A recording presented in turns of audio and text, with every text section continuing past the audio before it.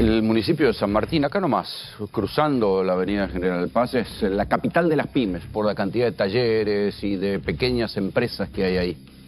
Varias crónicas de esta semana fueron hacia San Martín porque es un lugar donde se ve claramente las consecuencias económicas, casi como en un laboratorio que está provocando el plan económico del presidente Javier Milei. Y desde el gobierno y desde los fervorosos que apoyan al gobierno, repiten la consigna que promueve el presidente Milei, no la ven. Habría que preguntarle a esta gente si el problema es que ellos no la ven o que ya la vimos, porque estas cosas ya las vimos en la Argentina. Claro, el presidente Milei se vendió como lo nuevo, como lo diferente y claro, también cabalgaba sobre el desastre del desmanejo inflacionario que había tenido el gobierno de Alberto, sobre los casos de corrupción, porque ahora también, y de esto vamos a hablar más adelante, se conocen nuevos detalles que hacen desconfiar hasta del propio tío Alberto. Él también estaba prendido en el negocio de los seguros, por lo menos el marido de su secretaria personal ahora se ve que acaparaba buena parte de las comisiones de los seguros. Pero esto que está pasando con las pymes, todavía no hay cifras, es tan veloz lo que pasa en la economía argentina que todavía no hay cifras. Y del mismo modo que la semana pasada le decíamos que con la devaluación se había encendido la máquina de fabricar pobres y ahora con los despidos del Estado se encendió la máquina de despedir gente y también se notó en la construcción. Ni de la pobreza ni del desempleo todavía tenemos cifras, porque esas cifras se van a conocer más adelante. Por eso es que uno va a estos lugares a preguntar qué es lo que está pasando, y la descripción que hacen los fabricantes en sus fábricas de lo que está pasando es esta. Se les dispararon los costos, le pueden abrir las importaciones y se encuentran ante la misma disyuntiva que tuvieron muchos industriales en la Argentina. ¿Cuándo? En el gobierno de Martínez de Oz. Por eso, mientras el gobierno dice no la ven, algunos decimos, che, ya la vimos esta. Esto que están debatiendo los industriales pymes ahí en San Martín, pero en otras partes del país, tiene que ver con el debate aquel de sobre qué es negocio en la Argentina. ¿Es negocio fabricar algo o es negocio cazar la guita, ponerla en el plazo fijo ahora que el dólar está clavado, hacer unos mangos y tener rentabilidad en dólares? Y por la duda sacarla para afuera y esperar a ver si este experimento liberal extremo sobre seres vivos sale bien y algún día esto se encarrila hacia la recuperación que dice Milei que será en B corta, en U, en 4, andás a ver cómo será la recuperación. Pero todo esto ya lo vimos, ¿sí? Y no solo lo vimos y ya se vio, sino que hasta mereció la caricatura, las películas. Hay una inmensa comedia negra de los tiempos de la dictadura que se llamó Plata Dulce, que llevó al cine esto que hoy están viviendo, casi 40 años después, los industriales pyme. ¿Qué hacer con la fábrica? Véanlo. ¿De dónde lo sacaste eso, ¿De dónde lo sacaste? ¿Cómo vamos a vender el taller? Muy fácil, se pone un aviso en el diario y se vende. ¿Pero por qué? A ver, ¿por qué? No conviene seguir fabricando botiquines. Y fabriquen otra cosa. No conviene fabricar nada. ¿Sabes lo que somos? Vos sos un garca. Claro, el señor ahora quiere vender. Claro, como tiene el curro de la financiera. Casa nueva, coche nuevo, tiene todo. El Rubencito que se la banque. ¿Qué hago eso si tenemos que vender el taller, ¿Qué hago? Hace trabajar la guita. O metete a importar. ¿Importar? ¿Yo?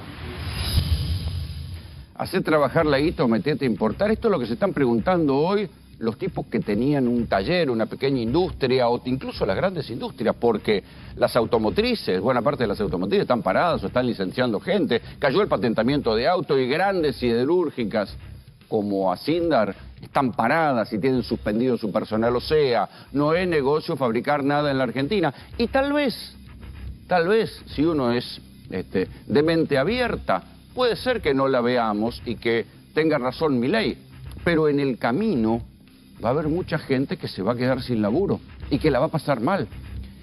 Y así como se encendió la máquina de fabricar pobres y se encendió la máquina de despedir gente, hay que ver y hay que empezar a preguntarse cuándo se apaga la máquina de fabricar pobres y cuándo se apaga la máquina de despedir gente que están encendidas en este proceso.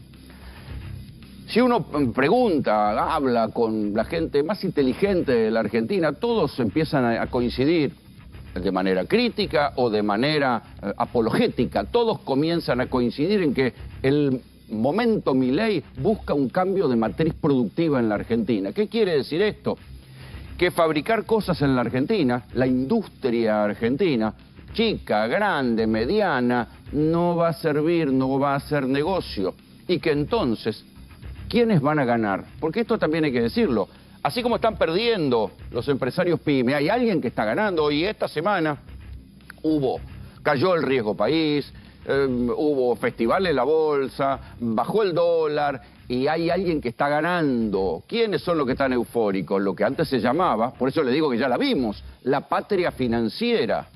O sea, los mismos que aparecía en la película de Olivera, en Plata Dulce, la patria financiera ganaba y los industriales perdían, y esto se está repitiendo. Del gobierno dicen no la ven, no, ya la vimos.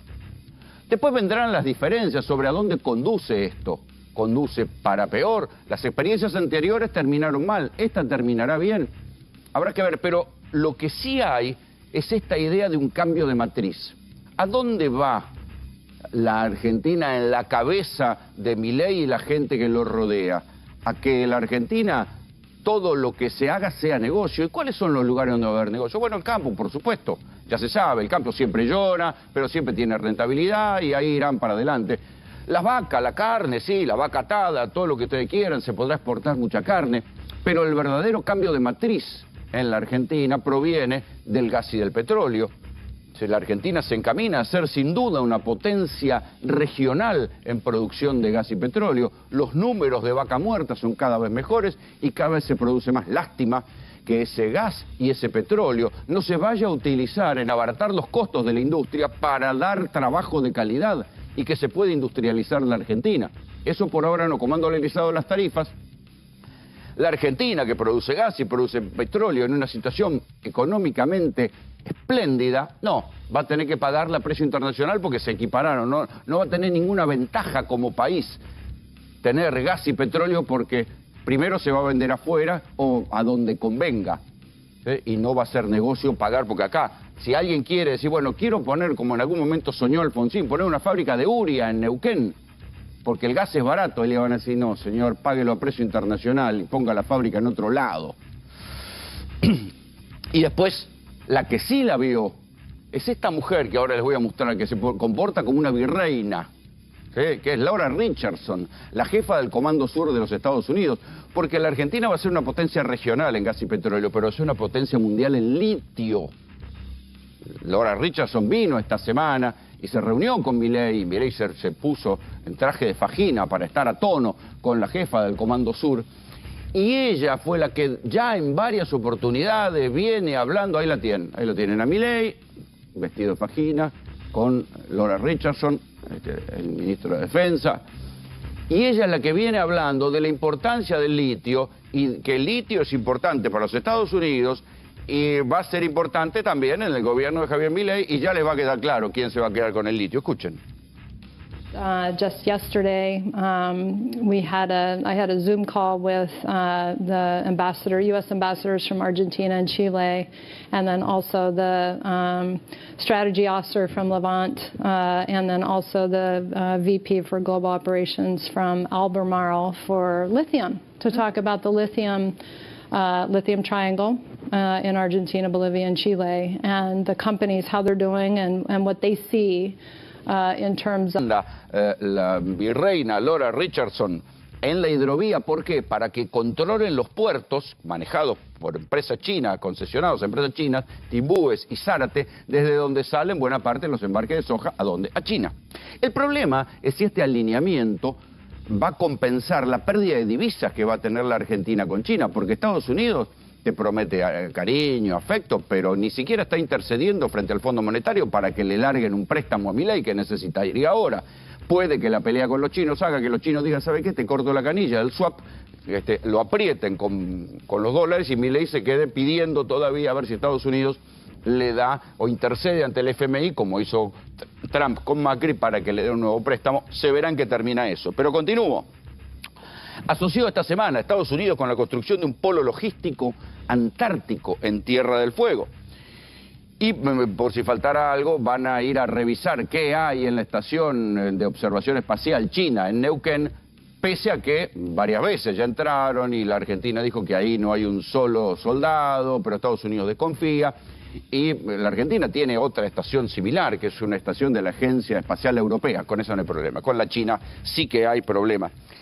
Es una lógica, una especie de lógica, ya que estamos en la Semana de Malvinas, parecida a la que tenía Galtieri en su momento. Galtieri decía: nosotros nos convertimos en la gente que le hace el trabajo sucio a los Estados Unidos y Estados Unidos nos va a apoyar, por ejemplo, en la guerra con Inglaterra frente a las Malvinas. Entonces así fue que Argentina terminó mandando militares a reprimir en Nicaragua, a manera de parapoliciales, instructores en torturas y esas cosas, pensando que con este trabajo sucio después Estados Unidos iba a ser gentil, iba a romper su alianza histórica con Inglaterra y lo iba a apoyar, o por lo menos iba a ser presidente en la guerra de Malvinas. Eso fue un error, y un error político escandaloso.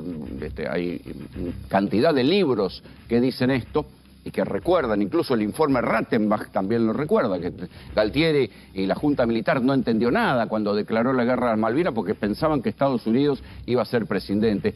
Y parece que Milei está en un regreso a Galtieri.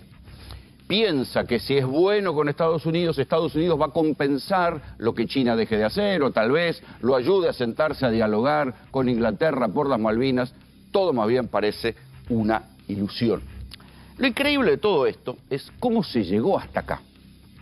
Porque Milei ganó, mejor dicho, Massa ganó por poco en la provincia de Buenos Aires, en el balotaje. O sea, sin el voto de buena parte de la gente que hoy está sufriendo las consecuencias del plan de Milei, no hubieran ganado. Buena parte seguramente de la gente que entrevistó a Hernán Lester cuando fue ahí a hablar a las pymes, seguramente votaron a Milei y ahora están padeciendo las consecuencias de su plan económico. Y recuerden que en un momento dado eran varios los empresarios pymes que decían: che, hay que votar a Massa. Y los obreros, en una curiosa interpretación de la lucha de clase, ¿qué hicieron? Terminaron votando a Milei. ¿Por qué? Y esta es la pregunta fundamental que ni el peronismo contesta, ni buena parte de los que quieren ser oposición a Milei contestan. ¿Cómo se llegó a esto? Bueno, hay algunas respuestas, pero vieron que nadie habla. Todo el mundo discute. El peronismo parece que se hubiera sentado a esperar a ver cuándo se cae solo Milei.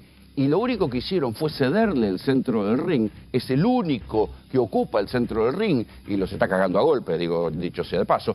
Y del otro lado, lo que hay es el silencio, estar escondido, a ver qué ventajita pueden sacar, cómo aguantan. Nacho Fidanza, que va a estar esta noche en GPS, lo escribió y lo describió magníficamente en una columna esta semana en la Política Online. El submarino peronista, dice Nacho Fidanza. Sacan el periscopio, miran un poquito y se vuelven a esconder bajo el agua, especulando, porque esta es la única apuesta política que tienen, a que Milei le vaya mal. Y esto es lo notable. No se hacen cargo de la inflación, no se hacen cargo de la corrupción, porque esto también hay que decirlo. Martín Insaurralde en el yate con la señorita ostentosa no es un invento de la oposición, estaba y hasta ahí había llegado, y ahora la justicia algún día investigará y veremos qué pasa.